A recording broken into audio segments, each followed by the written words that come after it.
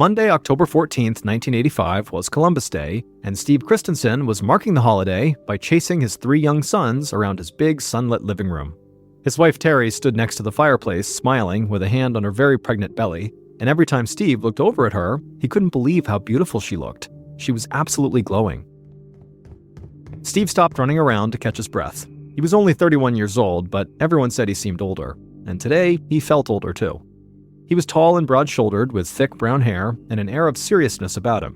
Steve's number one goal in life was to provide for his family, and he'd worked hard so they could have their nice home here in Salt Lake City, Utah. As his boys crowded around him, still wanting to play, Steve suddenly felt a pang of guilt. He knew he had not been spending enough time with his family lately because he had been so consumed with work. But Steve didn't feel like he had any other options. 2 months ago, the financial consulting company that he had helped build had gone under, leaving Steve almost bankrupt. Now he was trying to launch a new consulting business with a friend, and he was working overtime basically every week to get this new company off the ground. Steve told his sons they could play for a few more minutes, and so they did, and then afterwards he stood up and he walked over to Terry to rub her shoulders. He knew she was exhausted from the pregnancy and that she didn't like him working all the time, but Steve also knew he and his wife could make it through hard times. Not only did they have each other, but they also had their faith in the Mormon Church. Steve was a bishop in the Church of Jesus Christ of Latter-day Saints, as the Mormons are officially known, and Terry was a devoted member. Literally half the population of Salt Lake City was Mormon, and Steve loved it. He and his growing family were surrounded by a big supportive community. But Steve's interest in Mormonism went well beyond his faith. He also collected historic Mormon artifacts like letters, books, and other documents that cataloged the church's past. Before his financial problems began, Steve used to buy and sell these 19th century antiques all the time. He'd even donated rare historical documents to the church.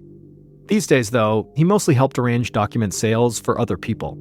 He'd recently helped his friend Mark Hoffman, who was a professional antiques dealer, get a $185,000 USD loan to buy some early Mormon letters.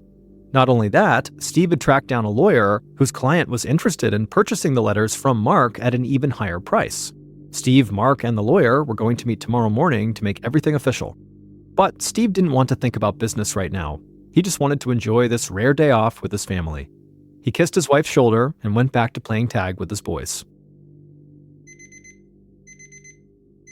The next morning, Steve's alarm went off at 7 a.m. He dragged himself out of bed, got ready for work, grabbed his briefcase, and headed to the kitchen. Terry was in there making waffles for the boys, and she asked if Steve wanted to sit down and eat, but he told her he didn't have time. He was just going to grab breakfast on his way to the office, and so he gave his wife and sons each a kiss before heading out the door. Steve drove his Jeep towards downtown Salt Lake City, stopping to buy a box of donuts and a couple of cans of ginger ale on the way. Then he parked his car outside a huge 8-story high-rise building called the Judge Building, where his office was located. The Judge Building was filled with other shops and offices, and even though it was only 8 a.m., there were already plenty of people milling around. Steve waved to some of the familiar faces as he strode toward the elevator. Steve took the elevator up to the 6th floor, and as he approached his office door, he noticed a cardboard box sitting on the ground.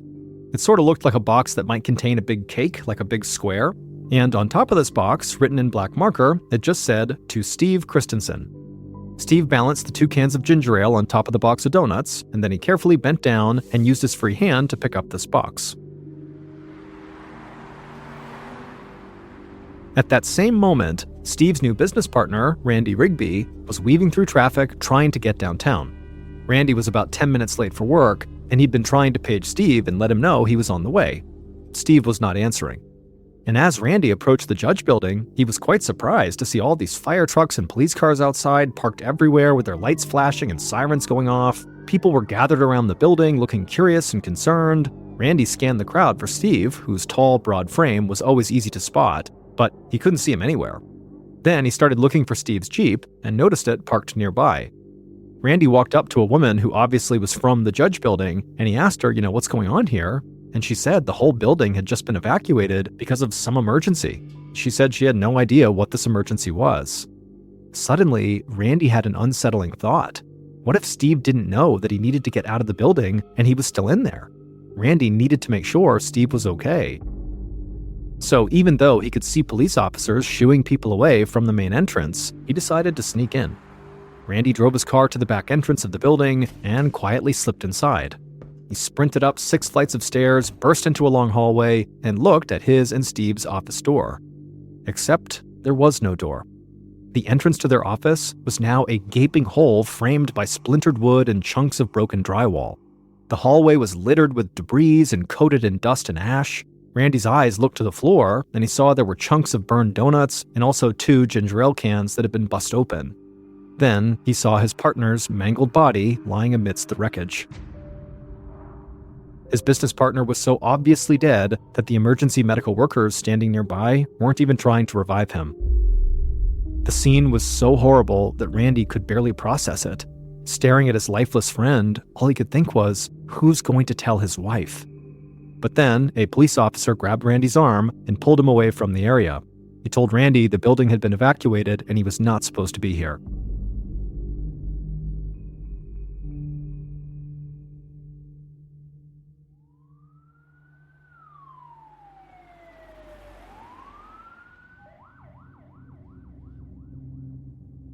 Moments later, Salt Lake City police detectives Jim Bell and Ken Farnsworth reached the same hallway that Randy had just been kicked out of. The men made a good team. Bell was quiet and analytical, while Farnsworth was more talkative and outgoing. The veteran homicide investigators had worked a lot of cases together, but they'd never seen anything like this.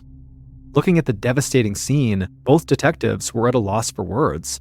The victim, who they had learned was 31-year-old Steve Christensen, was unrecognizable.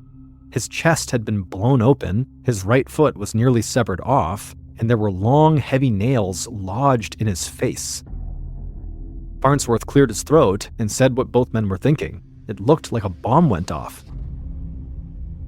The detectives put on gloves and spent the next hour combing the hallway and bagging potential evidence. They found a number of wires, a rocket igniter, and also a motion sensor switch, all items a person could use to build a homemade bomb. Just then, Detective Bell heard the elevator ding, and he turned and saw a scruffy man in a gray sports coat walk out. Jerry D'Elia was unique in the Salt Lake City Police Department. He was a prosecutor, he was also an arson expert, and he was an investigator. A native of New York City, D'Elia had more experience with bombing cases than anybody else on the force. Bell explained what they'd found so far, and D'Elia agreed that it seems like Steve had been the victim of a homemade bomb. But D'Elia said that whoever made it knew exactly what they were doing. Not only did they use a motion sensor switch so the bomb would go off whenever somebody moved it, but they had also wrapped the explosives in nails that virtually guaranteed the bomber's target would be killed in the explosion. In fact, D'Elia said the bomb was so sophisticated that he wondered if maybe this was the work of a professional hitman. But as they discussed the possibility that Steve was killed by a murderer for hire, another police officer came running up the stairwell, accompanied by 2 men who looked very shaken. The men said they owned a jewelry store on the 3rd floor of the Judge Building, and just that morning at about 6:45 a.m., they had rode the elevator up with a man who claimed to be delivering a package. And this man was carrying a cardboard box, and on the box it said, "To Steve Christensen." And so now that the jewelry shop owners had heard what happened, they were pretty certain they'd been inside the elevator with the bomber. Detective Bell asked if they recalled anything about the man's appearance, and the witnesses said he was Caucasian with brown hair, maybe in his 30s, and they remembered that he was wearing a green Letterman jacket. Bell looked over at D'Elia. A 30-something-year-old guy in a Letterman jacket didn't exactly sound like a professional hitman, because that kind of stands out quite a bit, and if you're a hitman, you want to be kind of under the radar. But then again, who was really to say what a real hitman looked like? Before they could talk it over, though, yet another police officer came barreling through the door from the stairwell, wide-eyed and breathing heavily, and he looked directly at Detective Bell and said, "We have another one."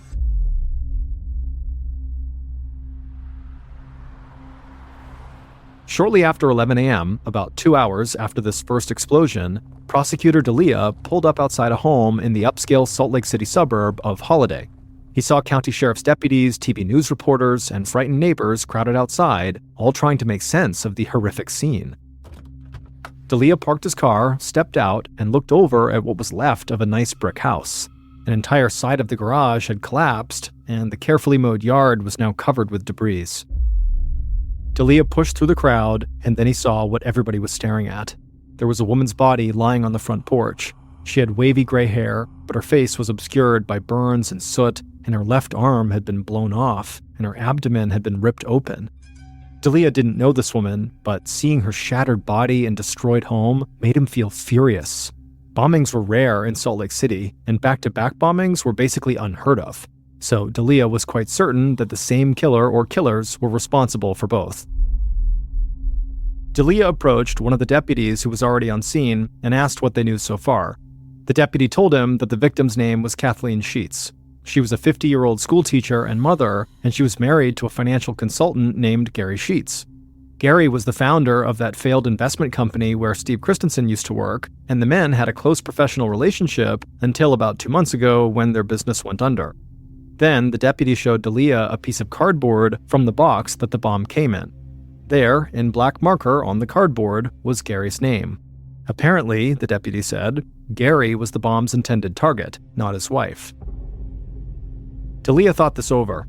Two partners whose business recently failed had both been targeted by devastating bombs within hours of each other. D'Elia wondered if someone who had lost money when Steve and Gary's company collapsed might be out for revenge. But D'Elia also thought it was possible that maybe Gary killed his former business partner and his wife and only wrote his name on the box as a diversion. Either way, D'Elia knew exactly who investigators needed to speak to next.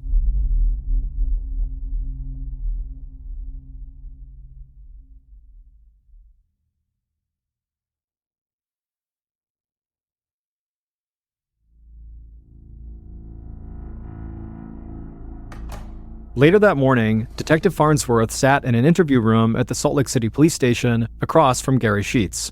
Gary was in his 50s with white hair and even whiter teeth, but his eyes were red from crying. Farnsworth tried to be gentle while asking questions, and Gary was very forthcoming despite his obvious shock and grief. He explained that he and Steve used to run a financial consulting company together, working with wealthy investors. They'd done well until some bad investments left the company on the verge of bankruptcy. Then, 2 months ago, Steve had decided to leave and start his own consulting company with a new partner, leaving Gary to try to deal with the mess of their failed business. But Gary said he didn't have any animosity towards Steve, and he was heartbroken to hear about Steve's violent death. As for his own wife's murder, Gary said he couldn't believe any of this was real. Detective Farnsworth felt sorry for the guy and knew Gary should be with his family right now, but there was a bomber who was loose in Salt Lake City, and his questions just couldn't wait. He asked if Gary knew anyone who might want to hurt him. Gary paused for a moment and then said, well, yeah. When his and Steve's company failed, a lot of investors lost a lot of money. Maybe these bombs were a spurned investor's way of getting revenge. But if this was the case, Gary wondered, why target his wife? Detective Farnsworth swallowed hard and told Gary the bomb had actually been inside a cardboard box and his name had been written on the box. As far as police could tell, someone out there had actually wanted Gary dead, not his wife. Hearing this news, Gary began to cry, not only at the thought of his wife being murdered by mistake, but also because the reality that somebody was out to kill him was terrifying, and he began shaking like he was just so scared he couldn't help it. And so seeing this, Farnsworth immediately offered to place him in protective custody until the police solved the case. In the meantime, they needed Gary to put together a list of all the investors who'd lost money when his and Steve's company dissolved. Any one of them could be the bomber. While Detective Farnsworth wrapped up his conversation with Gary, his partner, Detective Bell, was a few miles away on the couch in Steve Christensen's living room. Steve's very pregnant wife, Terry, sat across from him looking totally numb. A few members of the family had come over as soon as they heard the news, and they took care of Steve and Terry's boys while she spoke with the detective. Her voice was flat as she told Detective Bell that she didn't know how she was going to live without her husband. Beyond the shock and grief of losing someone she loved so much, Terry was now going to have to find a way to support 4 children on her own, and the family's financial situation was not good. She sighed and sort of muttered under her breath that she wished Steve hadn't been so generous with the church. Detective Bell asked what she meant.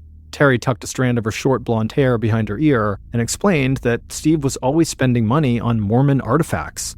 The previous year, in 1984, he'd paid $40,000 for one document and then just handed it over to the church. Detective Bell looked confused. Terry explained that this document, called the Salamander letter, was valuable because it was so controversial, raising doubts about the founding of the Mormon Church. The church taught that the founder of Mormonism was led to the Book of Mormon by an angel, but the letter said he'd actually been led there by a white salamander. Terry said that Steve's friend, Mark Hoffman, had found the salamander letter from one of his confidential sources, and when word got out that Mark had the letter, church leaders got really upset because it totally went against their teachings. Terry said she didn't want Steve to buy this letter, but he did it anyway. And then he donated the document to the Mormon church. And just like that, Steve and Terry's family had lost $40,000, money that they really needed right now. Detective Bell could see how upsetting this was for Terry. He didn't want to cause her any more grief, so he thanked her for the information and told her how sorry he was for her loss. But before he got up to leave, Terry stopped him. She said she felt like the salamander letter might have something to do with her husband's murder. The letter's discovery caused some Mormons to leave the church, and they might have blamed Steve for shattering their faith. Detective Bell wasn't sure what to think, but he promised Terry he would look into it. The next day, at about 2:40 p.m., Detective Farnsworth cruised down the highway towards the police station. It was only the second day of the investigation, but Farnsworth already felt enormous pressure to solve this case. People were scared, especially after a local reporter had received an anonymous call claiming there were 4 more bombs already planted all around Salt Lake City. And at a press conference the night before, the Salt Lake City police chief had said the crime could be related to this salamander letter. And so, fearing that their affiliation with the Mormon church could make them the next victims, multiple prominent Mormons had taken their wives and kids into hiding. Detective Farnsworth pulled into the police station, but just as he turned off the ignition, he heard an emergency report on the police radio. The dispatcher said all available police needed to head to an address near Main Street in downtown Salt Lake City.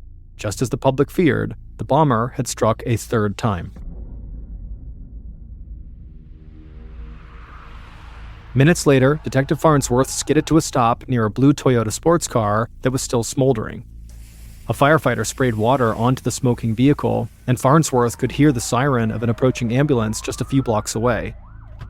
Farnsworth jumped out of his car and saw that the entire driver's side of the blue Toyota had been blown apart, and a few feet away, a Salt Lake City police officer was kneeling on the ground, cradling an injured man's head.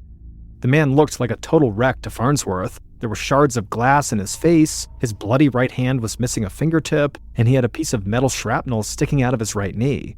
But somehow, this man was alive. Just then, the sirens reached a fever pitch as the ambulance arrived on the scene. 2 EMTs jumped out of the vehicle and ran over to the injured man and began taking his vitals. Detective Farnsworth leaned down and asked the injured man for his name. In between labored breaths, he said his name was Mark Hoffman. Farnsworth immediately recognized that name. Mark was the man who had discovered the controversial salamander letter and sold it to Steve. But before the detective could ask any follow-up questions, the EMTs loaded Mark into the back of the ambulance and sped off to the hospital. Moments later, Prosecutor D'Elia and a federal agent who specialized in bombing cases arrived on the scene. The federal agent immediately began examining Mark's smoldering vehicle, while Farnsworth got D'Elia up to speed about the latest victim. But just then, the federal agent called out to them to come over and look at what he'd found inside of Mark's trunk. Farnsworth and D'Elia ran to the back of the sports car, and in the trunk they saw a trove of old-looking papers that had been damaged in the explosion. They were either burnt from the fire or sopping wet from when the firefighter had doused the vehicle with water, but they were all there and clearly seemed pretty important. As he looked at the ruined papers, Detective Farnsworth was overwhelmed with questions. Why would someone want to kill Mark Hoffman? Could it be related to the documents inside his trunk? Or could it be someone who blamed Mark and Steve for unearthing the salamander letter that undermined the Mormon faith? And if that was the case, why would the bomber then also target Gary and Kathy Sheets? They were connected to Steve, but they had nothing to do with the buying and selling of Mormon artifacts, and so none of it made any sense. At about 4 p.m. that afternoon, Detective Bell stood in Mark Hoffman's room at the LDS Church Hospital. Mark had all these open wounds on his face from where doctors had pulled glass out, and he was waiting for an operation on his injured leg.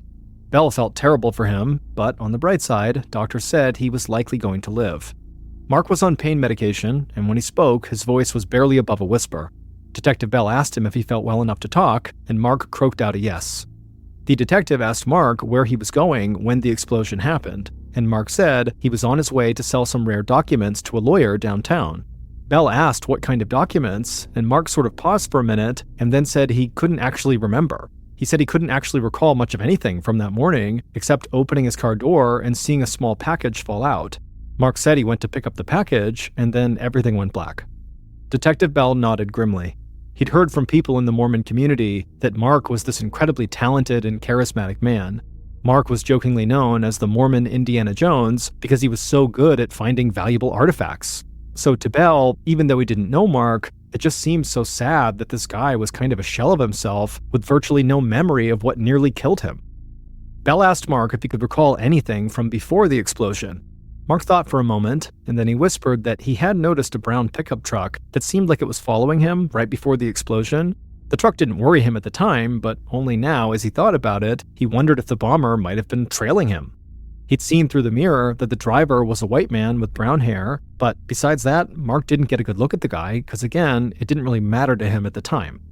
Detective Bell nodded. It sounded like the driver could be the same person the father and son saw in the Judge building. But still, there was a lot of white men with brown hair in Salt Lake City, Utah, so this was not a particularly helpful clue. Just then, a doctor came into the room and said they needed to begin prepping Mark for his leg surgery.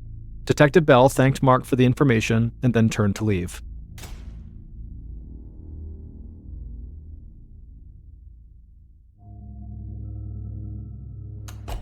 Two days later, on Friday, October 18th, Bell and Farnsworth sat inside of an interview room facing a man named Shannon Flynn. The detectives had learned that Shannon was Mark Hoffman's full-time employee, helping him find and sell these rare documents. And so if anybody could help investigators understand what was going on in this strange and secretive world of trading Mormon artifacts, it was Shannon. Sitting at the table, Shannon seemed very nervous. But then again, so far 3 bombs had gone off in Salt Lake City, targeting Shannon's boss and another man he routinely worked with, Steve. Shannon admitted that he was terrified of becoming the bomber's next victim. Detective Bell asked Shannon if there was any particular person he felt afraid of, but Shannon shook his head and said no. He told them that a lot of these document sales happened anonymously through people's lawyers or other representatives, so this made the whole situation even more frightening. Somebody could have it out for him, and he wouldn't even know their name. Bell asked if Shannon knew anybody who might want to hurt his boss, Mark, and Shannon said that Mark was having financial trouble related to 2 different document sales. Either one could have made Mark some enemies. Shannon said for the first deal, Mark had asked his friend Steve Christensen for help getting a private $185,000 loan to purchase a collection of antique documents. And now, Mark was having trouble paying back that loan, which had very much upset Steve. But Mark kept telling Steve not to worry because he had an even bigger sale pending. And when that went through, Mark promised he could pay back the loan then. But Shannon said Mark's second document sale had also hit a snag. Mark had acquired the only known copy of the first document ever printed in colonial America, known as the Oath of a Freeman, a discovery so significant that the United States Library of Congress had offered to buy it for $1 million. But the Library of Congress wanted elaborate proof that this document was indeed authentic before they paid such a huge amount for it. And so this delay in the sale was really putting Mark in a very serious cash crunch. Detective Bell asked Shannon if he knew where Mark got the document, but Shannon said no, Mark didn't share the names of his contacts very often. At this point, the detective was starting to feel suspicious of Shannon. It was hard to believe that as Mark's only full-time employee, he didn't know anything about where these documents were coming from. Plus, Detective Bell didn't understand why Mark would have needed a loan to buy artifacts. He knew Mark had made hundreds of thousands of dollars selling antiques, so Detective Bell outright asked Shannon if he knew where all of his money had gone. Shannon suddenly looked down at the table and sort of mumbled that Mark lived far beyond his means. He traveled all the time, lived in a huge house, and drove an expensive sports car. Plus, Mark could be generous almost to a fault. Shannon said that one time Mark had given him money to buy a submachine gun for his firearm collection, and then he also helped pay to convert that submachine gun into a fully automatic gun. When Detective Bell heard this, he tried to keep his expression neutral, but he was shocked. Shannon had just confessed to turning a gun into a fully automatic weapon, which was illegal. Detective Bell glanced at Farnsworth, and he looked just as surprised. Bell quietly asked Farnsworth to step into the hall with him. Once they were out there and out of earshot of Shannon, they both agreed that Shannon seemed very suspicious, and because he confessed to owning an illegal firearm, they had probable cause to arrest him and search his home. So that's exactly what the detectives did. Shannon was immediately taken into custody on the firearms charge, and when Bell and Farnsworth searched his home, they found at least 3 more guns. Then they stumbled on something even more shocking. Shannon owned a copy of the Anarchist Cookbook, a notorious 1970s book that contained instructions for building bombs. Just like that, Shannon shot to the top of their suspects list, and they quickly got another warrant to search more of Shannon's property. It turned out Shannon rented a storage unit, and police suspected that might be where he was constructing bombs. That weekend, Detective Bell arrived at what investigators called the War Room, a big conference room in the Salt Lake City police station where everyone working the case could meet and discuss their progress. Bell sat down with Farnsworth, Prosecutor D'Elia, and the federal agent from the 3rd bombing scene, as well as a number of other law enforcement officials. And they had a lot to talk about. Even though the search of Shannon Flynn's storage unit hadn't revealed anything incriminating, he still seemed extremely suspicious. If the police were right and these bombings were all related to the rare document trade, then Shannon seemed like their only real suspect. But Detective Bell knew that this explanation did not account for the murder of Kathy Sheets. As far as police could tell, Kathy and Gary Sheets had not been involved in buying or selling Mormon documents and had nothing to do with Shannon Flynn. So, Prosecutor D'Elia suggested the investigators go back through the dozens of interviews they'd conducted. Maybe if they reviewed all of the evidence as a group, something would stand out. And so Bell and Farnsworth just began reading their notes out loud, going through every last detail from each person they'd spoken to, and as they did this, suddenly, the federal agent's hand shot up, and he told them to stop. The agent said he'd just noticed something. A detail from one of the interviews didn't make sense. One of their witnesses had to be lying, and he felt certain this person who was lying was the bomber. Immediately, investigators started drafting a court motion to get one more search warrant. And during the search, just a few days later, they uncovered a piece of evidence that broke the case wide open and led to a shocking revelation that nobody imagined.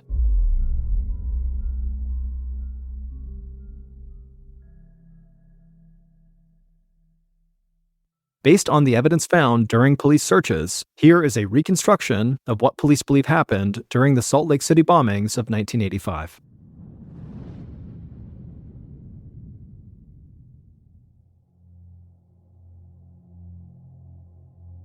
Late on the night of October 14th, the killer stood at a work table in their basement, putting the finishing touches on 2 homemade bombs.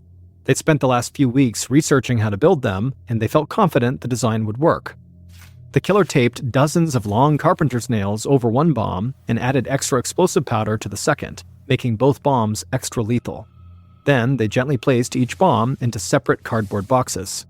The killer had already used an ice pick to carve 2 small holes into the bottom of both boxes. Now they carefully threaded the wires from the motion sensor switches in each bomb through these holes. They taped the wires to the outside of the box to keep them separated, and when the time was right, they would connect the wires, activating the motion sensor switch inside that would make the bombs detonate. Satisfied, the killer turned the cardboard boxes back over and taped them closed. They then grabbed a black felt tip marker and wrote on the first box, "To Steve Christensen," and on the second box they wrote, "To Gary Sheets." Finally, the killer padded upstairs and got into bed, satisfied that everything was ready. The next morning, the bomber woke up before sunrise. They slipped out of bed, tiptoed to the basement, and carried each box outside to the car. It was chilly, so they ran back in and put on their old green letterman jacket. Then they got into the car and drove downtown to Salt Lake City. At about 6:45 a.m., the killer parked outside the Judge Building, got out of their car, and lifted the box labeled "To Steve Christensen" out of the back seat. They hoped to slip in and out of the building without being seen, but the moment they walked into the lobby, they ran into 2 people, a father and son. The bomber pretended to be a delivery driver and got into the elevator with these 2 men. These men got out on the 3rd floor, and when the killer reached the 6th floor hallway, they found their way to the office door that had Steve Christensen and Randy Rigby's names written on it. There, the killer knelt down, turned the box over, and carefully connected the 2 wires on the bottom, activating the motion sensor switch inside the bomb. Then they very carefully set the box right side up, Then they casually turned, walked to the stairwell, headed downstairs, outside, to their car, and drove away from the Judge Building. About 15 minutes later, the bomber arrived outside of a big brick home in the suburban city of Holiday. They didn't see any cars parked outside, so they assumed the home's owner, Gary Sheets, had left and would be home later that afternoon. The bomber walked up to the front door carrying the cardboard box, then they taped the motion sensor wires together and gently placed the bomb near Gary's front porch. After that, the killer turned, walked back to their car, and drove home. When they got there, they opened up the front door, and the house was quiet, so they slipped back into bed without being noticed by anybody else inside. But once the bomber got out of bed, they couldn't resist the urge to turn on the morning news. And at about 8:30 a.m., while they were sipping coffee on the couch, the news broke. A bomb had gone off at the Judge Building, and a man had been killed. The killer pretended to be just as shocked as anybody else in the house was. They even called into work and canceled meetings that day so they could stay home to be safe. Then, less than 2 hours later, local news stations reported the second bombing. But as the killer watched the coverage of this second bombing, they realized their plan had not gone as smoothly as they'd thought. They'd meant to kill Gary Sheets, but the news report said the second victim was a woman. And things got even worse that evening when the Salt Lake City police chief gave a press conference. The killer watched as the police chief said the bombings might be related to a controversial Mormon document called the Salamander letter. The killer's stomach sank. They couldn't believe the police had zeroed in on the real reason for the bombings so quickly. They had to find some way to get investigators off the trail, and the only way they could think to do that was to create even more chaos. So, late that night, the killer crept down to the basement and constructed a third bomb. The next afternoon, on October 16th, the killer put the bomb in the passenger seat of their car and drove to a busy area downtown. They parked, got out, and then leaned back into the car to turn the bomb over in the passenger seat. They attached the two wires on the bottom of the box, activating the motion sensor switch inside. Then, as they went to take the box out of the car, they jostled it just a bit too hard, and the bomb detonated, sending the killer flying. They crashed into the pavement with shrapnel stuck in their legs and face. They were missing a fingertip, and they were barely breathing.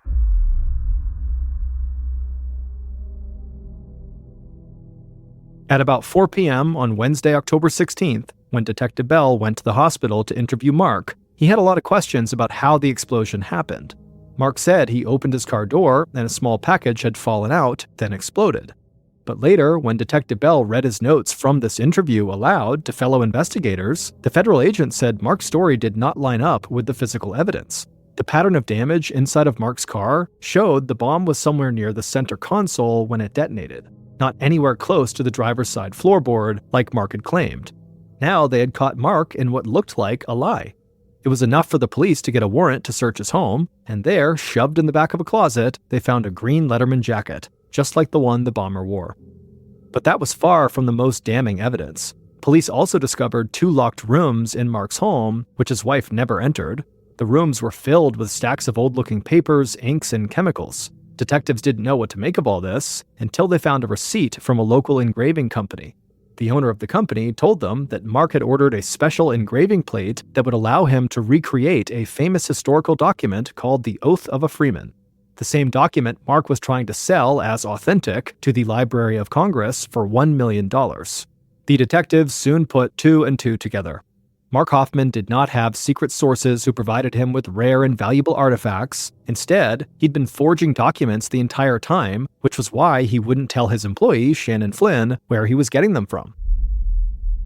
As for why Mark did all this, money was his most obvious motive. He'd made hundreds of thousands of dollars by forging documents. But he also had another aim. He wanted to embarrass the Mormon church he'd grown up in. Although Mark pretended to be a devout Mormon, he'd stopped believing in the church's doctrines when he was a teenager. As an adult, he started forging papers that would undermine the church's history and shake other people's faith too. The Salamander letter was totally fake, but it did embarrass church leaders by making it look like Mormonism was inspired by a salamander rather than an angel. And Mark's friend, Steve, had paid him $40,000 for it, believing it was real. Then, in the months leading up to the bombings, Mark had persuaded Steve to arrange a big $185,000 loan to buy a collection of Mormon letters that did not even exist. Mark took the money from Steve and squandered it on fancy vacations and a sports car, and then couldn't repay the loan. So, to get out of this financial hole, Mark forged a copy of the historic Oath of a Freeman that he planned to sell to the Library of Congress for $1 million. But after Mark gave this fake document to library officials to verify, weeks ticked by with no word from them, and he got nervous that experts had found a flaw in his forgery and his whole scheme would fall apart. And at the same time, Mark's friend, Steve, was getting very impatient with Mark for not repaying his $185,000 overdue loan. And so at this point, Mark decided his only option was violence. He murdered Steve to get him off of his back, and then planted a bomb at Gary Sheets' house as a diversion.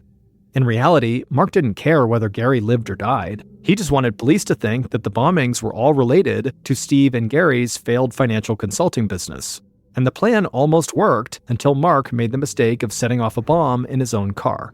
He later claimed he did this on purpose in an attempt to commit suicide, but investigators believed Mark actually intended to use this bomb either to kill Shannon Flynn, who was talking to police about Mark's financial problems, or to cause such a scene in downtown Salt Lake City that it would throw the detectives off his trail.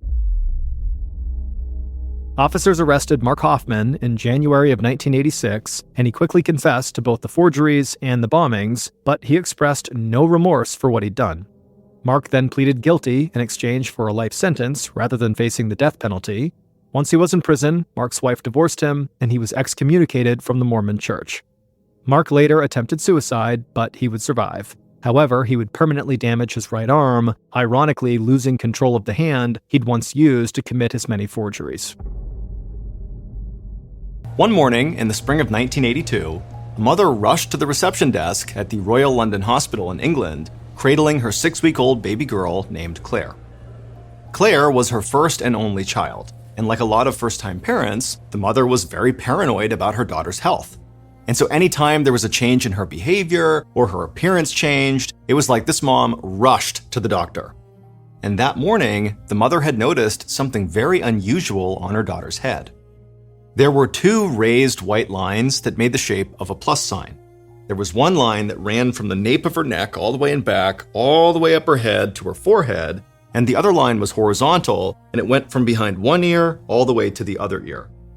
Now, this mother had no idea what these lines were, what they meant, what caused them, and so as soon as she saw them, she scooped her kid up and she headed to the hospital. Now, in the past, every time this mother had brought Claire to the hospital, the visit always ended with, "Your child is just fine."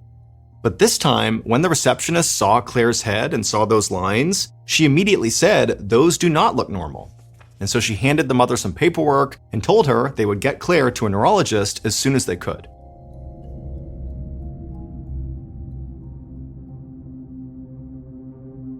"15 minutes later, the mother stood in an exam room and watched as the hospital's pediatric neurologist, Dr. Farhad Afshar, examined Claire's head.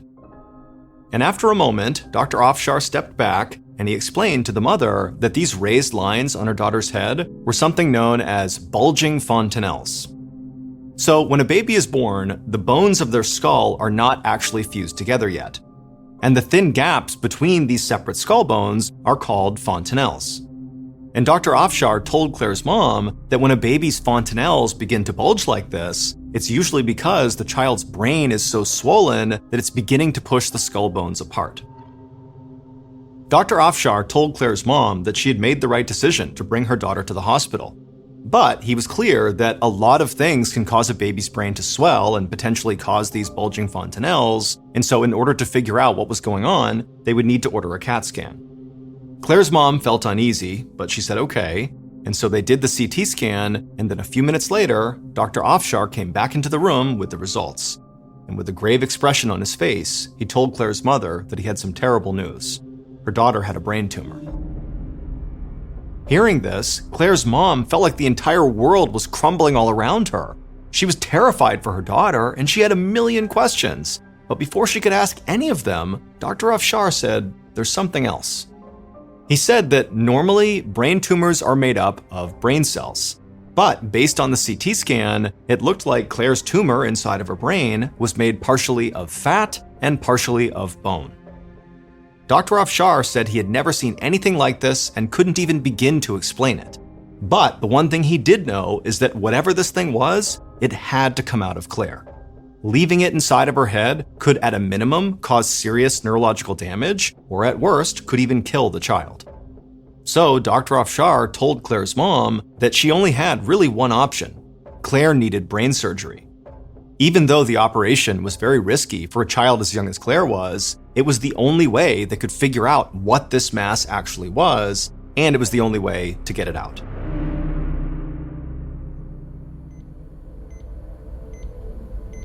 Soon after their conversation, Dr. Afshar was standing in the operating room with Claire sedated, laying face down on the table in front of him. Dr. Afshar made an incision across the back of Claire's head. Then he cut a rectangle into her skull, essentially creating a small door. He opened up that door to see the bottom of Claire's brain. He delicately moved the left and right hemispheres of Claire's brain slightly apart so he could reach the section where the tumor was. And that's when he got his first glimpse of this strange mass. He grabbed it with a pair of surgical tongs and gently tugged, and he was surprised at how easily it began to slide out. And slowly it came into the light. And when Dr. Afshar finally got a full look at what this thing was, he was so stunned he just froze, staring at this thing that seemed impossible. And so after setting this strange mass aside, Dr. Afshar closed her skull, stitched her head up, and then sent her to the pediatric ICU. Claire laid unconscious in a hospital bed with her mother by her side for weeks. Meanwhile, Dr. Afshar ordered a genetic test on the mass he had removed from Claire's brain. And it turned out Claire was not an only child like her mother thought. She was actually a twin. And the mass that Dr. Afshar had removed from Claire's brain was her twin sibling's fetus. Claire had an extremely rare condition called fetus-in-fetu. Fetus-in-fetu occurs in the very early stages of a twin pregnancy when cells don't divide properly and one fetus becomes enveloped by the other. The enveloping twin looks like a single baby, but they're actually born with their siblings' partially developed fetus still inside of their body. The fetus in Claire's head was 5.5 inches long. It had 2 arms, 2 legs, but its head hadn't formed yet. And Claire's case was extra rare because her twin's fetus was found inside of her skull. In all of global medical history, intracranial fetus-in-fetu had only ever been recorded 18 other times. And it was thought to be a fatal diagnosis because to this point, all the others who had it had died. But after 2 weeks in the ICU, Claire woke up. And a week after that, she was healthy enough to go back home. And by 18 months old, she had fully recovered and had no lingering neurological problems. As far as the medical literature suggests, Claire was the first person to ever survive having her own twin removed from her brain.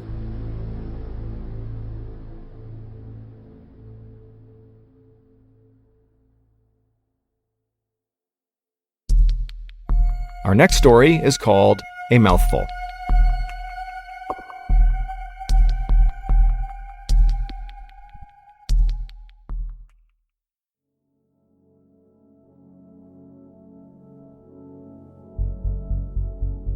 Around 1 p.m. on August 6, 2011, a 32-year-old seafood vendor named Carla Flores stood in the entryway of her home, balancing a tray of shrimp in one hand and waving goodbye to her 3 kids with the other. She told her kids she'd be right back, and then she stepped out the front door onto the streets of Culiacan, which is a major city in northwestern Mexico. Carla was going to deliver this tray of shrimp to one of her regular customers. She walked down an alleyway and then onto a main road, and then eventually into a neighborhood with a whole bunch of brightly colored houses. She went up to one of them and knocked on the door. A man answered, and Carla handed him the tray of shrimp. He took the shrimp, gave her a handful of cash. She thanked him and turned and headed back down towards the street. And Carla had made it all the way back to the alleyway right near her house when suddenly she heard this loud sound, and then before she could figure out what it was, this small, hard object smashed into her right cheek, and it hit her so hard she fell onto the pavement. And so instinctively, Carla reached up and she touched her cheek, and she felt a warm, wet liquid. She looked at her hand, and it was covered in blood. Carla tried to get up, but her ears were ringing and she felt dizzy, and then suddenly, everything went black.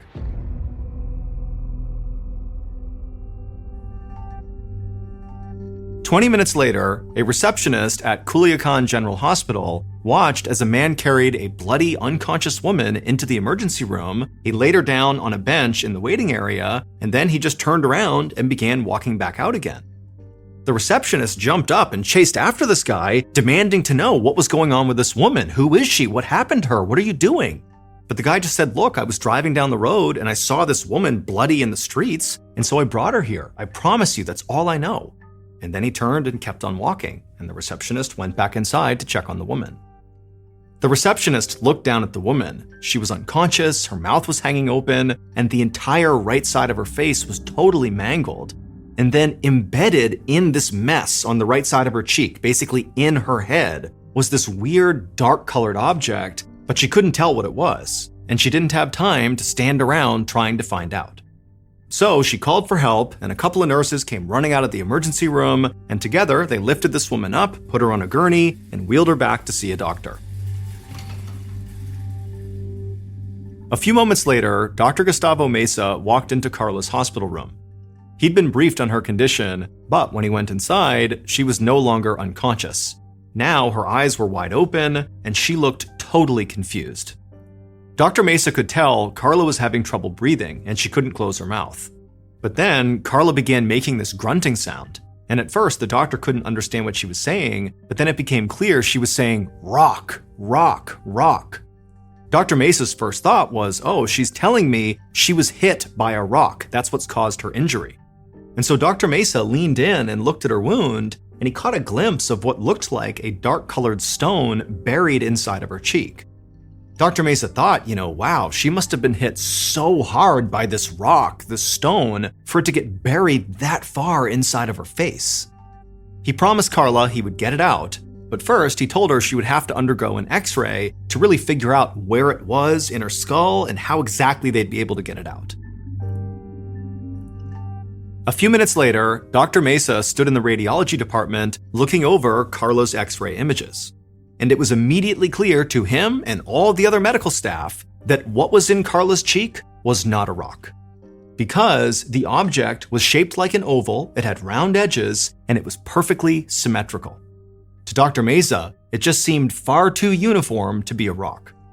But he didn't have a better guess for what it was. All he could tell from the X-ray was this object had broken Carla's upper and lower jaw and shattered several of her teeth. And now this object was stuck between her broken jawbones. Dr. Mesa knew it was going to take surgery to get this thing out, but he needed more information before he felt confident operating. So he ordered a CAT scan of Carla's head to give him a more detailed picture of this object. And when the results came in and Dr. Mesa looked at the image, his face went pale. He couldn't believe what he was looking at, but the proof was right there in front of him. And he knew he would have to do something, and fast. So Dr. Mesa ran to the nearest nurse's station and told the nurse to evacuate everybody from the emergency room. Then he grabbed the hospital phone and he dialed a military official.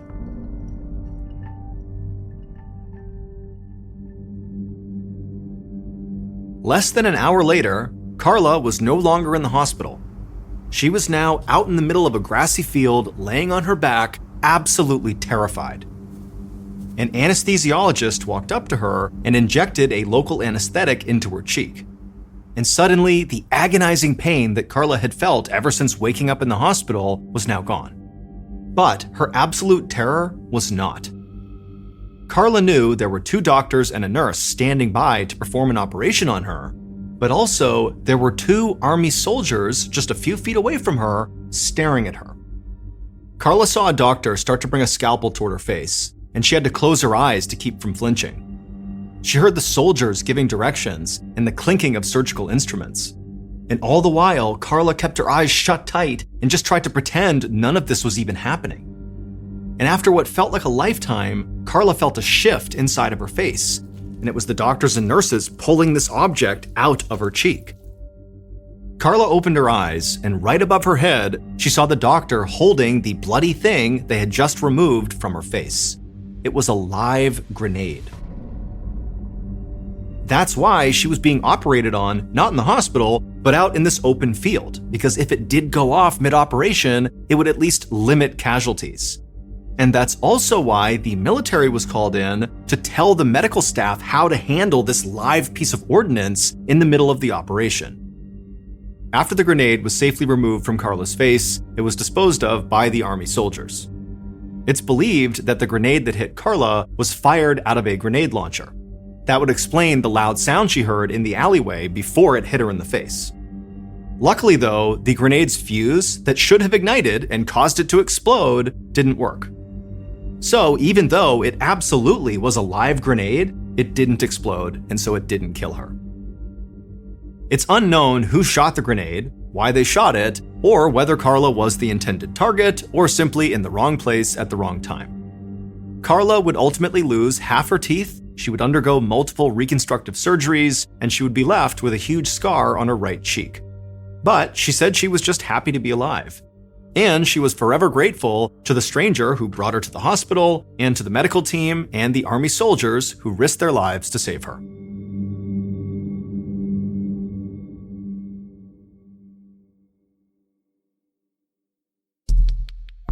The next and final story of today's episode is called Only You Can Save Her.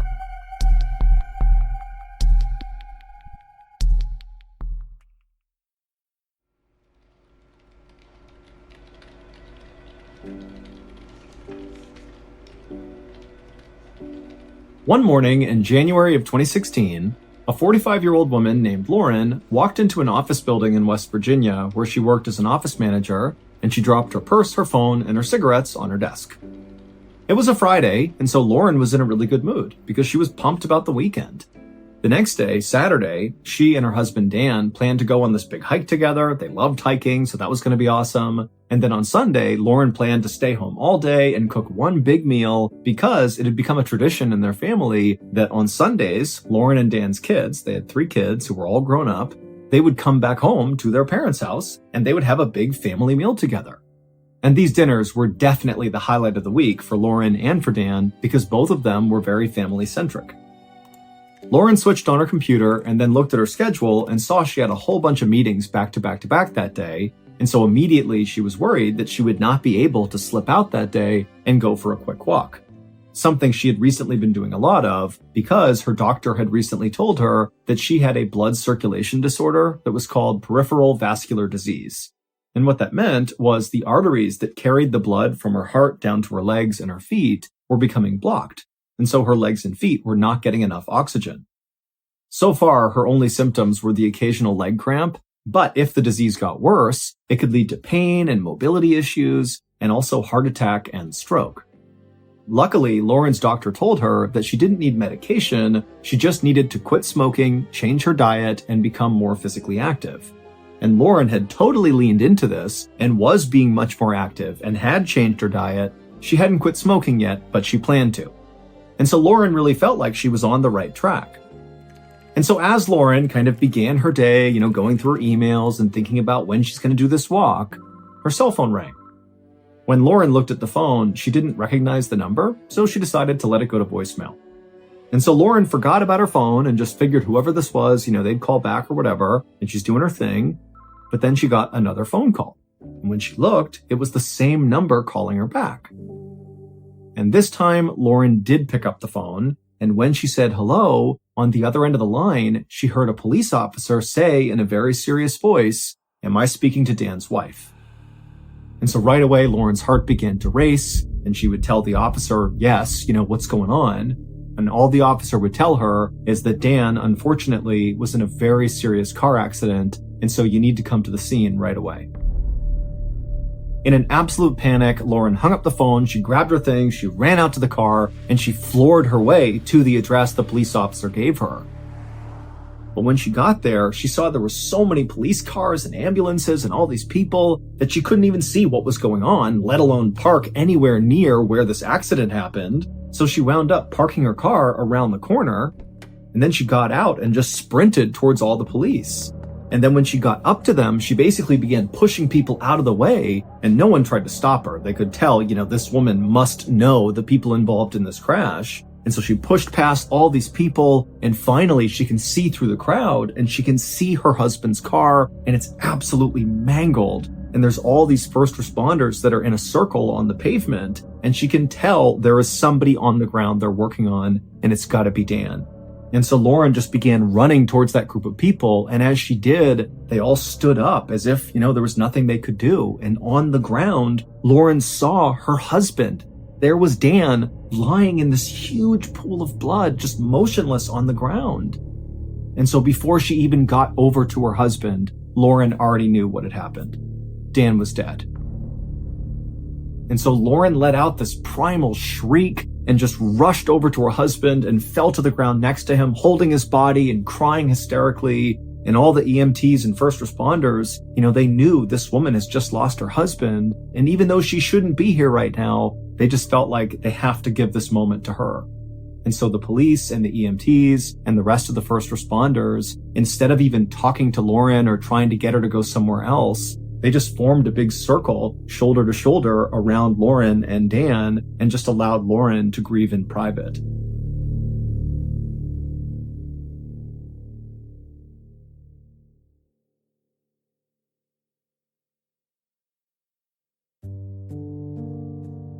About 2 hours later, Lauren returned to her home in a daze. Dan's body had already been transported to the morgue, and a police officer had driven Lauren back to her home where her 3 kids, her son and her 2 daughters, were now waiting for her. And so when Lauren went inside the house and went into the living room where her kids were, her kids, who already knew what had happened, they just immediately swarmed her and hugged her, and they all just cried together. I mean, this was so horrible and so unexpected that nobody knew what to do. Finally, Lauren tried to speak through her sobs, but when she did, she just couldn't get words out. It was like her chest was so tight she couldn't even speak.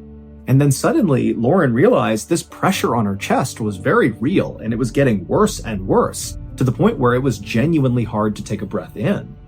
And so Lauren actually said to her kids, "I think I'm having a panic attack." And so her daughter ran to the kitchen to get some water, and as she did, Lauren took a seat on the couch to try to calm down. But by the time her daughter came back with the glass of water, Lauren straight up just could not breathe. I mean, she was trying to pull air in, but it wasn't going in, and she was totally panicking. And so she looked at her kids and just mouthed the words, "I can't breathe." At which point the kids understood, like, this is way beyond just grief and sadness. Like, she's having a physical emergency right now. And so one of Lauren's daughters picked up the phone and called 911.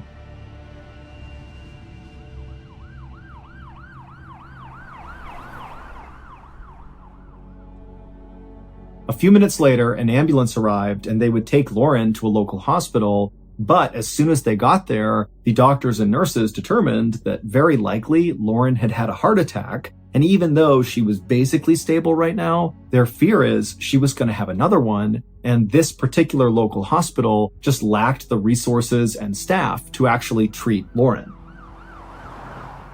And so they pretty much immediately transferred Lauren to another hospital called the J.W. Memorial Hospital in Morgantown, West Virginia, because that hospital had a specialized cardiac care unit for people with very serious heart problems. Dr. Conard Falinger was the cardiologist on duty at J.W. Memorial Hospital when Lauren was brought into the intensive care unit, followed closely behind by her 3 adult children. Now, Dr. Falinger was used to seeing worried families in the hospital, but Lauren's kids looked far more distressed than he was used to seeing. And when he spoke to Lauren's kids about, what's going on with Lauren, he would see why. The doctor would learn that this family has lost their father, their husband, just a few hours earlier, and the mother, Lauren, who's this patient, she laid with her dead husband out on the road in a pool of blood. And now these poor kids who've just lost their father, they're seeing their mother go to the ICU for what looks like a heart attack. I mean, this was a total worst case scenario where basically everything was going wrong for this family. Dr. Falinger did his best to push his emotions to the side. He didn't want to get wrapped up emotionally in this case. But at the same time, the doctor felt a very deep need to save Lauren. Like, let this family have one good thing happen to them. But Lauren's condition was pretty dire. Just like the doctors at that local hospital where Lauren went first, Dr. Falinger also suspected Lauren had a heart attack, very likely because of that blood circulation disorder that she had that basically clogged her arteries. When an artery in the heart gets blocked, the blood can't circulate in the heart, and so the heart dies. And preliminary testing on Lauren showed there was already signs of damage to her heart, in the same way that a heart attack would damage a heart. Her heartbeat was also irregular and it was too fast, and her blood pressure was dangerously low. And then also, when Dr. Falinger looked at some imaging of Lauren's heart, he could see that the majority of her heart muscle wasn't even moving. Basically, Lauren's heart was working way harder and way faster than it should be to accomplish nothing. And so, very quickly, Dr. Falinger realized that unless he was able to find the blocked artery in Lauren's heart and clear it, that Lauren would die. And so Dr. Falinger looked up at Lauren's 3 kids who were just standing there in silence, waiting for more bad news. And Dr. Falinger said to them, "Your mom needs to go into surgery right now."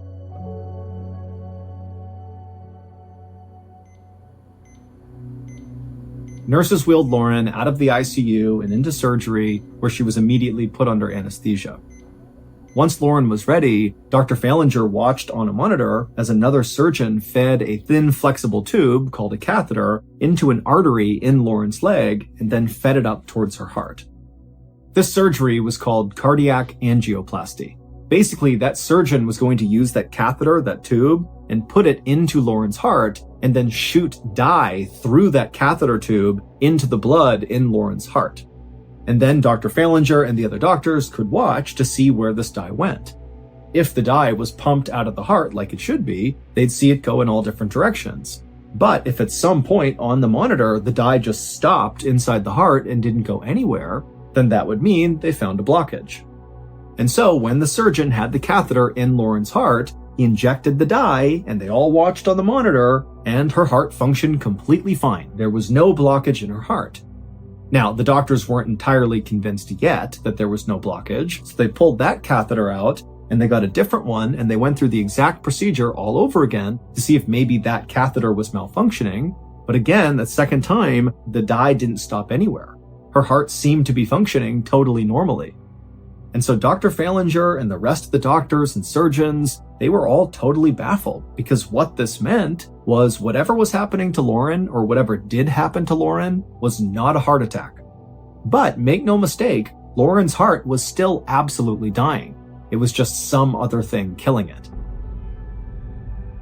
Dr. Falinger went back to the drawing board, but realistically, there just weren't that many other things to consider with regards to what was happening to Lauren. Heavy alcohol use could in theory cause what was happening to Lauren, but Lauren didn't drink.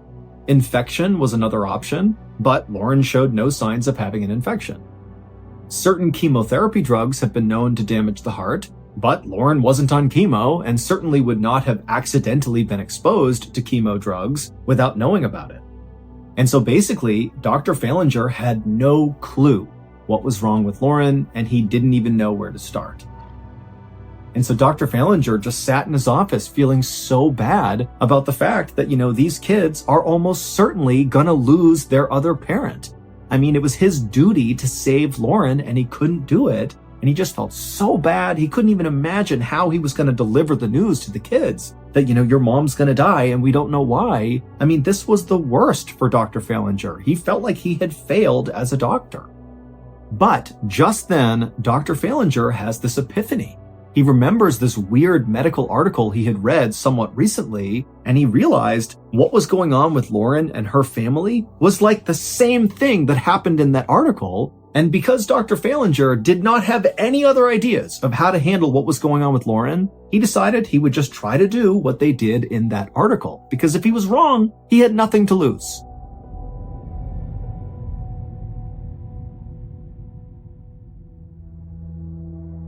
So Dr. Falinger got up and he ran to Lauren's hospital room, and when he got in there, he saw Lauren's kids and he called them over to him.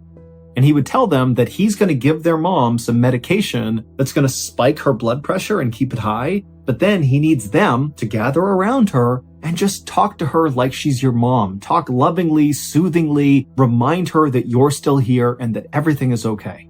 And the kids, they all agreed to do this. And then Dr. Fallinger, he gave the medicine to Lauren, and then he watched as her 3 kids circled up around the head of the bed, and they're all crying and holding their mom and telling her how much they love her and please come back to us, come back. And as they're doing this, Dr. Fallinger just quietly walked out of the room, hoping this would work. And sure enough, just a week later, Lauren was all better.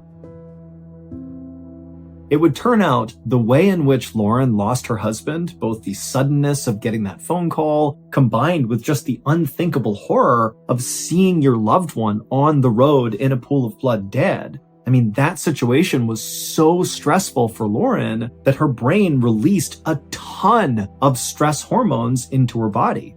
So much so that these stress hormones literally paralyzed her heart. And so you can understand why all the doctors thought this was a heart attack, because this sort of looked like one. But this condition does have its own name. It's called stress cardiomyopathy. However, it's known by its more casual name, which is broken heart syndrome. Basically, Lauren loved her husband so much that to witness what happened to him and to learn about it so suddenly and abruptly, it nearly killed her. And it just so happens that a few months before Lauren was checked into the hospital, Dr. Fallinger happened to read a medical article about broken heart syndrome. And the only way you can treat broken heart syndrome is just to try to keep the patient alive long enough that the stress hormones leave their body naturally, at which point their heart goes back to normal. And so Dr. Fallinger was able to buy Lauren a little bit of time right at the end there by giving her that medicine that boosted her blood pressure. But Dr. Fallinger told her 3 kids that really it was up to them to keep their mother alive. They needed to crowd around their mom and just talk to her and tell her that you love her, show her that you're here with her, give her a reason to fight and hold on. Even though she's not saying or doing anything, she's still alive and she can hear you. So talk to her.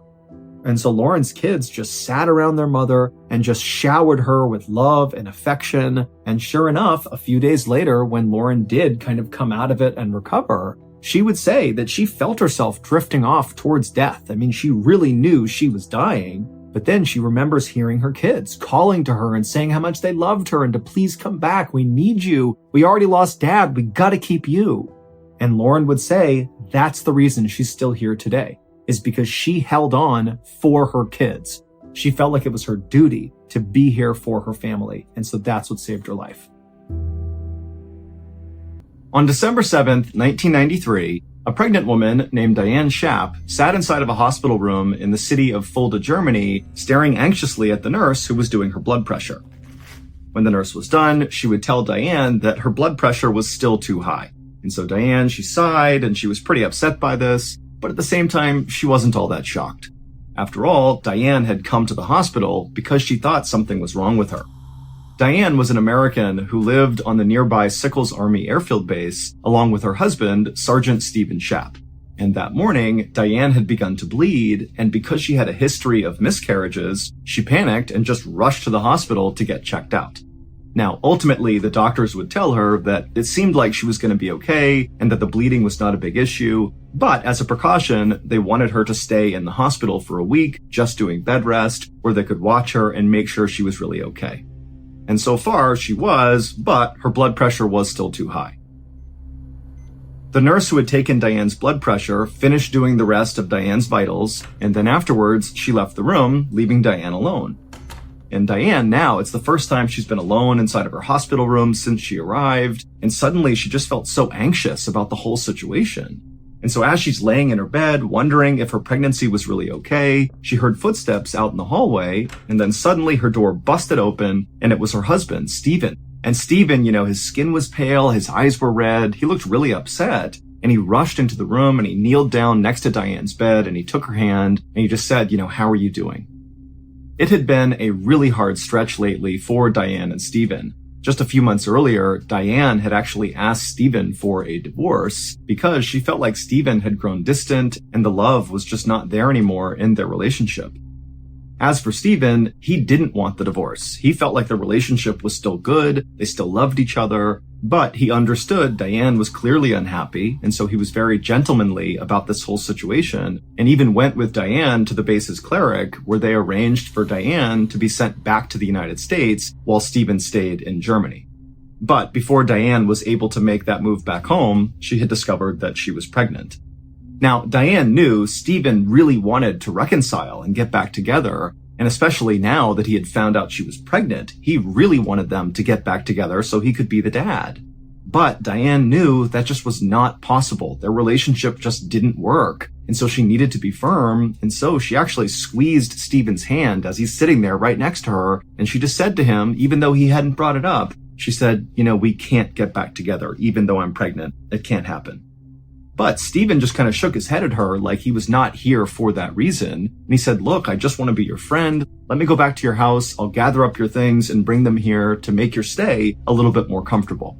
And so Diane, who wanted to tell Stephen, no, don't do that, I'm fine, she could just tell that he really wanted to help her. And so, kind of against her better judgment, Diane said, okay, Stephen, if you want to go back and get my stuff, I would really appreciate it. And at that, Stephen stood up and he gave Diane a long hug and said, I'll be right back. And then he turned and left the room. A few hours later, at around 5 p.m. that evening, the phone inside of Diane's room began to ring. And so Diane answered it, and it was her husband's best friend, Gregory Glover. And he was calling just to check in on Diane because he had heard she was in the hospital about some bleeding, and he wanted to make sure the baby was okay. And Diane would tell him that, it seems like everything's fine. And then after that, Gregory would tell Diane that he was really worried about Stephen. He said, this morning I had driven him to work, and all he did was pour his heart out to me about how he wanted to get back together with you. And I just want you to know that, he's really worked up about this. But before Diane could even respond to Gregory, the phone just suddenly went dead. And so Diane, she held the phone out, kind of staring at it like, what's going on here? She put it back to her ear. She said Greg's name a few more times, but the line was just totally dead. And so Diane, she hung up the phone and figured Gregory would just call back. But 30 minutes went by and Gregory did not call back. And then out in the hallway, Diane began to hear running. And that running continued all the way up the hall and it stopped right outside of her door. And so she turned to face her door, the door flung open, and what she saw caused Diane to just freeze in total shock.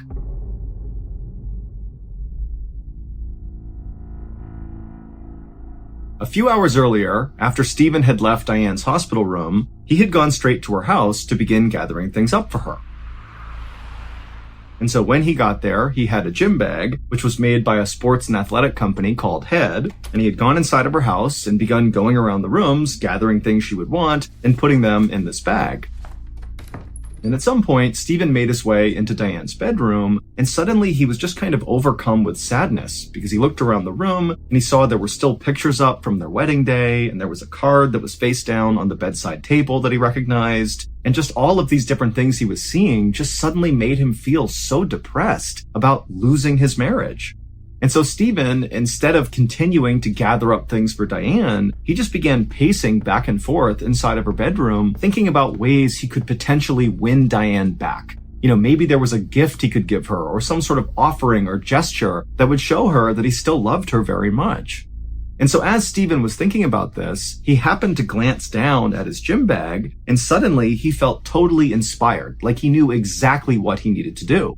And so without another thought, Stephen grabbed something off of the mantelpiece inside of Diane's bedroom, he threw it inside of his gym bag, then he grabbed the bag and walked out of her house. Once Stephen was outside, he had a big smile on his face, he was even whistling as he walked, and he went down and he got into his car and he drove off. But instead of going to the hospital where Diane was, Stephen began driving in these weird loops all around Sickles Army Airfield Base, almost like he was going on a joyride. But as he was driving, Stephen was constantly scanning left and right, like he was looking for something.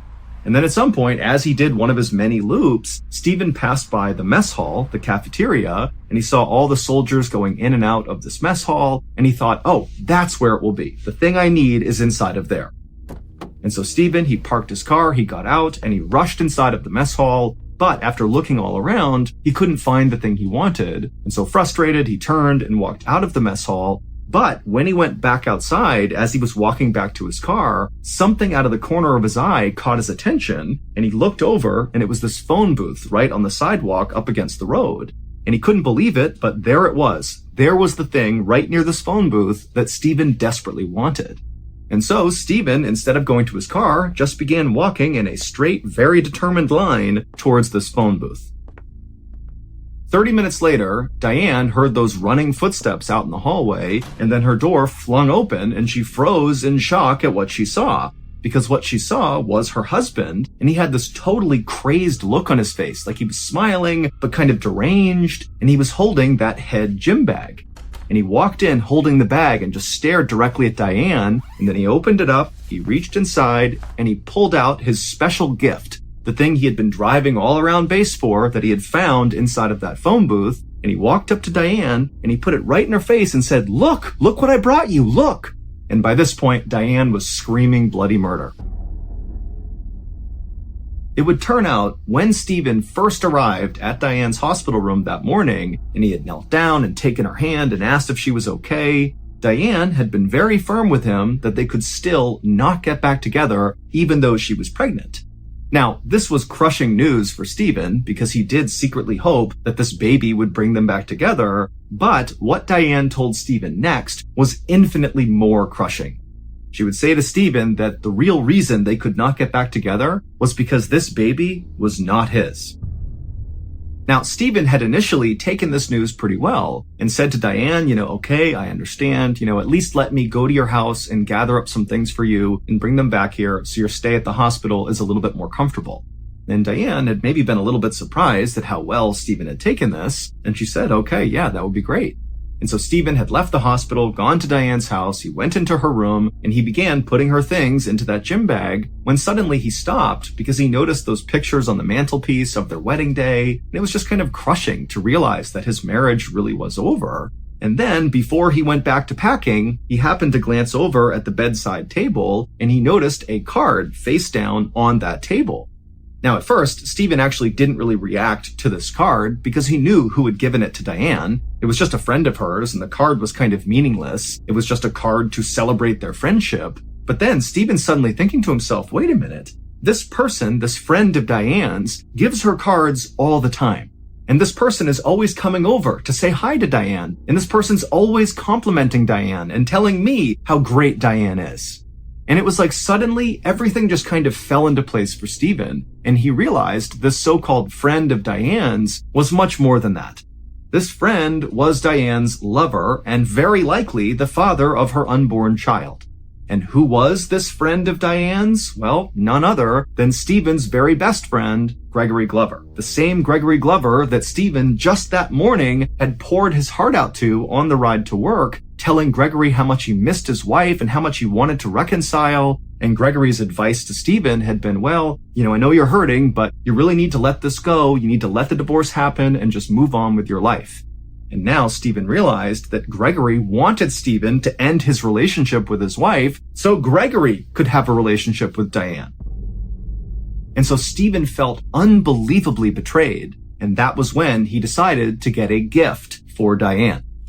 And so he grabbed a knife that was on the mantelpiece inside of Diane's bedroom. He threw it inside of his gym bag. He got in his car and he began driving around the base looking for Gregory. And after Stephen had gone into the mess hall and then come back out again, he had spotted Gregory on the phone inside of that phone booth. And Stephen had immediately run over, opened it up, grabbed Gregory, pulled him out, and begun stabbing him. Now, Stephen didn't know this, but at the time he attacked Greg was literally on the phone with Diane. And so when that call suddenly dropped and Diane expected Gregory to call her back, well, their call really hadn't dropped. It was just that Gregory had been pulled away and was being attacked.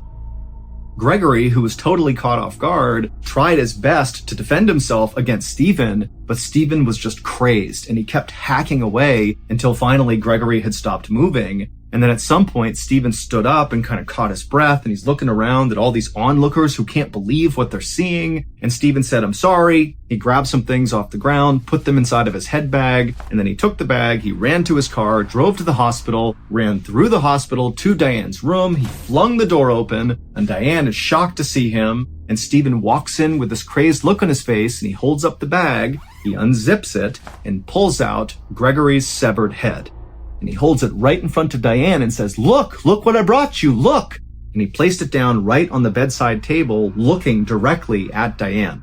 And so Diane began screaming and people began rushing into the room. Meanwhile, Stephen just sat in the corner calmly, waiting to be arrested. Ultimately, Stephen would be tried by a military court, and he would be sentenced to life in prison.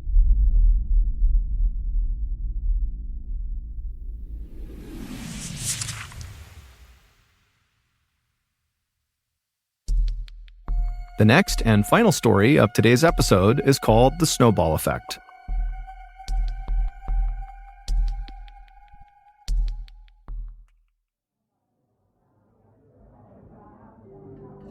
On the evening of December 20th, 2022, a young woman named Moon Soo-ho, along with her boyfriend, whose name was Lee Ki-young, sat at a table at a Korean barbecue restaurant in northern Seoul, which is the capital city of South Korea. The couple didn't even have any food yet, but Moon was not even looking at the menu. Instead, she was excitedly checking her watch, waiting for her parents to arrive. This dinner was a very special occasion for Moon because she had been dating Lee for several months now and she was totally in love with him, but she had not introduced him to her parents yet. And so Lee had surprised her with reservations to this restaurant tonight for 4 people. He had invited her parents to come to the dinner so they could all finally meet. Moon looked across the table at Lee and she smiled, because she knew as soon as her parents saw this guy, they were going to be impressed. Lee was a 32-year-old Army veteran with lots of crazy stories from his time in the military. He was also exceptionally good-looking, he was very well-educated, and he came from a family that was extremely successful and very wealthy. Lee's grandfather owned the high-rise building that Lee was staying in. I mean, this family was very influential and powerful in South Korea. But Lee was not full of himself. He was very humble, he was kind and polite, and he had a total soft spot for little animals. He had adopted a dog and 3 cats and adored them. I mean, this was a guy who was kind of like the total package that any parent would be psyched that their daughter was dating. After Moon and Lee had been sitting at this table for about 15 minutes, Moon looked up and she saw her parents finally coming in the door. And so Moon, she stood up and she waved to her parents and flagged them over to the table. And so they came over, they said hi to Lee. And right away, Lee, he picked up the menu and he ordered all these very expensive drinks and all the expensive meats on the menu. And then before long, Lee was chatting with Moon's father about his military service. And then Lee was talking to Moon's mother and showing her pictures of his dog and his 3 cats. And Moon, she was just sitting back, enjoying watching this because she could see from her parents' facial expressions that they seemed to really like Lee too. And so this night was going as good as it could have. Moon and Lee and Moon's parents stayed at this restaurant for at least 2 hours, just enjoying each other's company and throwing back a lot of drinks and eating expensive food. And by the end of the night, when the parents got up to leave, they were like hugging Lee and slapping him on the back and telling him how great he was. And Lee was doing the same thing to the parents. It was like really they had hit it off. But after Moon's parents were gone, Moon and Lee, they left the restaurant too, and they began walking across the street towards the parking garage where Lee had parked. And right away, Moon could tell Lee was actually pretty drunk. She had not noticed it in the restaurant, but now she could see Lee was kind of stumbling a little bit. But Moon wasn't upset about this. If anything, she just thought, wow, he was so composed talking to my parents in there, despite obviously being drunk. He had just managed to mask it really, really well. But despite how impressed she was with her boyfriend, Moon didn't want Lee to drive them home. It seemed like that would be really unsafe to do because, again, obviously he is drunk. And so when Lee and Moon made it to Lee's car, Moon kind of gently told Lee, hey, why don't we leave your car here and just call a taxi and they can take us home safely. But when she said this, Lee took it as if Moon was criticizing him for being too drunk. And he felt really offended because in his mind, he had just put on this great date and made this great first impression on Moon's parents. And here she is kind of nagging him. And so Lee just kind of blew his lid and the couple got in this horrible yelling fight in the parking garage, which ended with Lee telling Moon that their relationship was now over. And then Lee turned around and stormed off to hail a cab by himself. And after he was gone, Moon just stood there next to Lee's car being totally shocked at what had just happened. And then kind of in a daze, she went and hailed a cab herself and went home. And then she just laid in bed and cried until she went to sleep. But Moon was not heartbroken for long because the next morning when Moon woke up, she heard a knock on the front door. And when she opened it up, there was a delivery guy with this huge, beautiful bouquet of roses for Moon. And so Moon took these roses and quickly found a card attached to the roses. She opened it up and there was a letter from Lee saying, please accept these roses as a part of my apology. Last night didn't go so well. I'm really sorry. Please come to dinner with me tonight. Moon was so relieved to get this apology letter that she called Lee right away and said, you know what? I do forgive you. It's all water under the bridge. My parents, they loved you and they have no idea about that fight we had. So let's just put it behind us and just continue being boyfriend and girlfriend. And at this point, it was Lee's turn to be totally relieved because he didn't know if Moon would want him back. But they were back together, and that night they went out for a fancy dinner together, and then also Lee had booked a very fancy hotel room that night for them to stay in. And this is really how their relationship went for the next couple of days. Basically, Lee would take Moon out shopping anywhere she wanted to go. They went to all the best restaurants and stayed in the best hotels. To Moon, it was obvious that Lee was really just continuing to shower her with gifts and praise and all these fun things to still try to make up for that big fight they got into, even though Moon really had forgiven him. And at some point, after several days of being treated like a princess by Lee, Moon finally told Lee, stop buying me stuff. It's fine. I totally forgive you. Everything is good. But Lee insisted that he be allowed to continue to spoil her. After all, it was the Christmas season and she deserved to be spoiled around Christmas. So in South Korea, Christmas is celebrated a bit differently than it is in Western countries like America. In South Korea, Christmas is a big holiday, but it's really just a holiday for couples. It's not really a family occasion. So in South Korea, on Christmas, lots of couples will go out on these fancy dates. And so that's kind of how they celebrate Christmas. Whereas, in Western countries like America, it's all about family and waking up and getting presents from Santa Claus. So that's the difference. Western is family-centric, and in South Korea, it's very couple-centric. It's kind of like Valentine's Day in the winter. So, on Christmas Eve, Lee told Moon that he had a very special dinner planned for Christmas, and would Moon mind coming over to Lee's apartment on Christmas morning to feed his cats and his dog, because Lee was going to be out running errands in preparation for this big Christmas dinner. And of course, Moon said she would. So, at around 11 a.m. on Christmas Day, Moon hopped off the elevator inside of Lee's apartment building and began walking down the hall towards his door, carrying the key to his door. But as Moon walked closer and closer to Lee's door, she began smelling this really powerful smell. It smelled like roses. And for a second, Moon thought to herself, oh my goodness, this whole thing was a setup. I'm not here to feed his pets. I'm here because he must have planned some really elaborate thing for Christmas Day for right now. And probably it has to do with lots of roses inside of his apartment. And so Moon was really excited by the time she got out front of Lee's apartment door. But before she used her key to open it up and just go in, she decided she would just call out for Lee, because she figured at this point, he's got to be in there. He knows I'm about to be surprised by this big thing. And so she calls out for Lee, but there's no answer. And so she knocks a couple of times to see if maybe she can get Lee to come to the door, but after knocking several times, there was no answer. So eventually, Moon used her key, she opened up the door, she swung it open, and she stepped inside of Lee's apartment, expecting to be wowed by whatever Lee had planned. But instead, when she looked around, she couldn't really understand what she was even seeing. Lee was nowhere to be found, but there were roses all over the apartment. However, these were not new roses. These were like several days old. Many of them were wilted and the petals were starting to fall off. And the water that all these roses were sitting in was very dirty. But really, there were like vases of roses everywhere on every surface. And right away, Moon started to feel really uneasy. It was like very creepy to be in this dark apartment where no one's inside of, with just these weird flowers everywhere.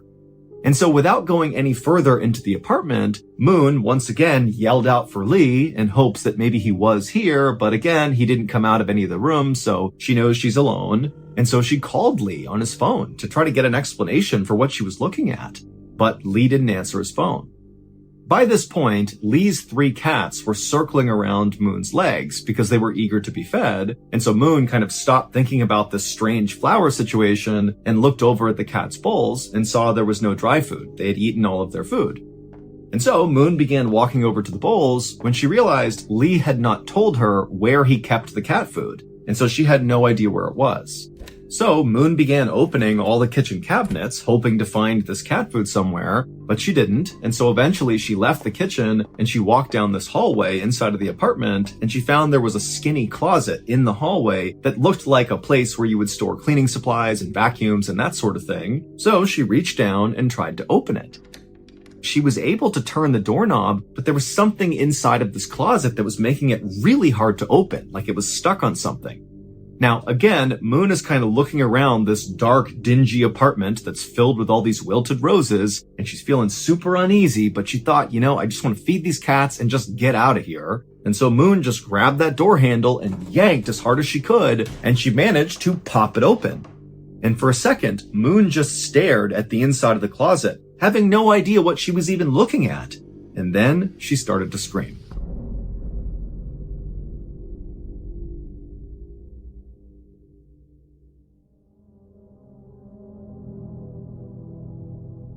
It would turn out virtually everything Moon thought she knew about Lee, her boyfriend, was wrong.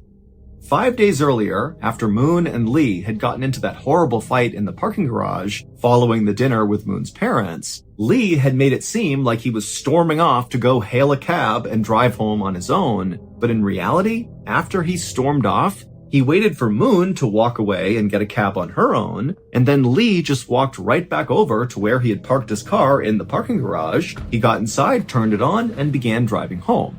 But on his drive home, he actually crashed into a taxi driver.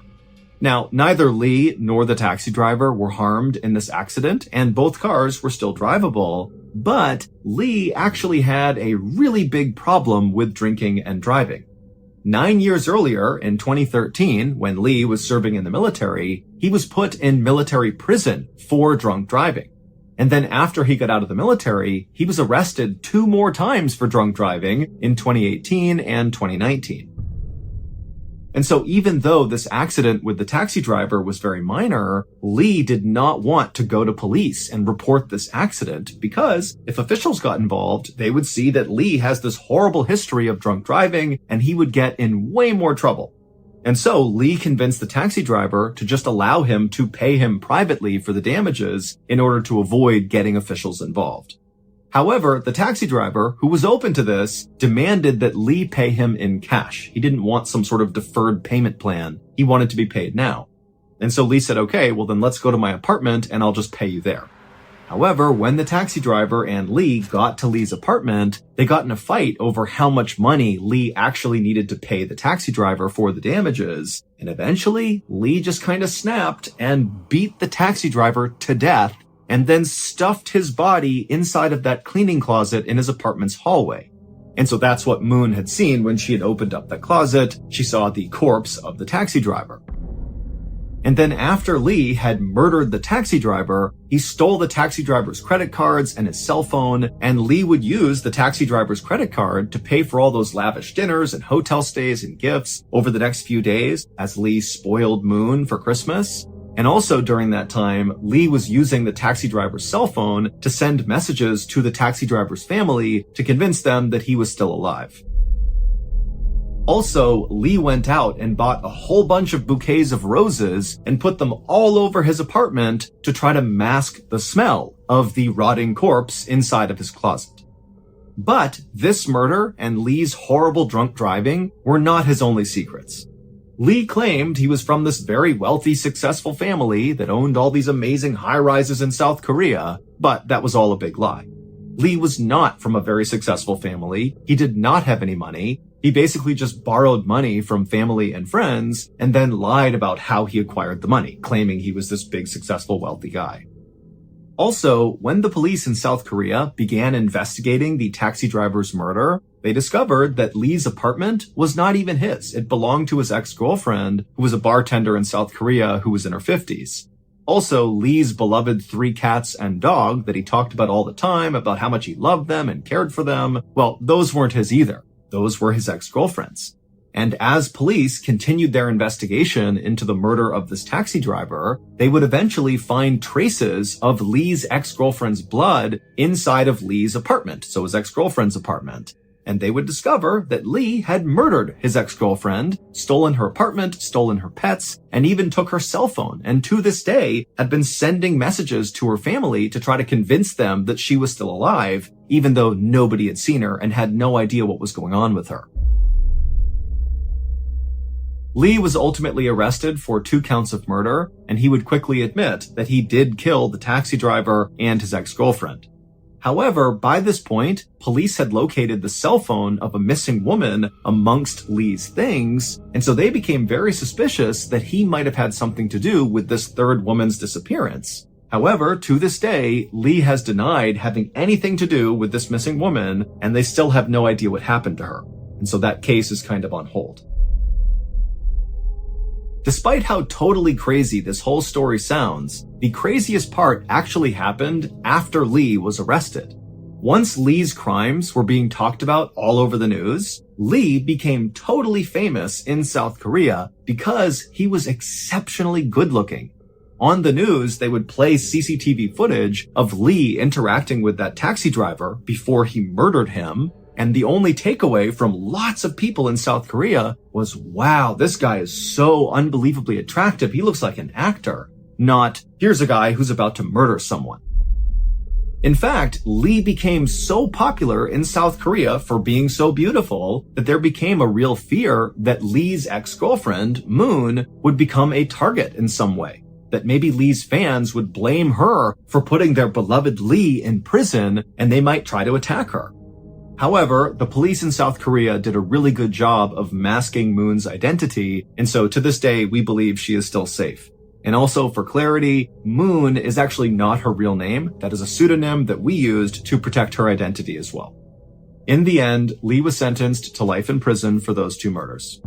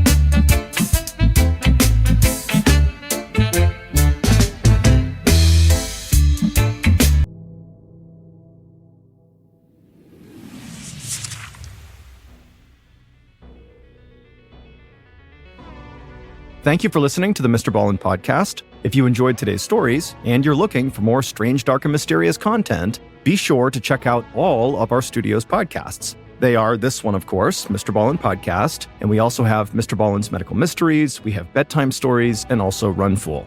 To find those other podcasts, all you have to do is search for Ballin Studios wherever you listen to your podcasts. To watch hundreds more stories just like the ones you heard today, head over to our YouTube channel, which is just called Mr. Ballin. So that's going to do it.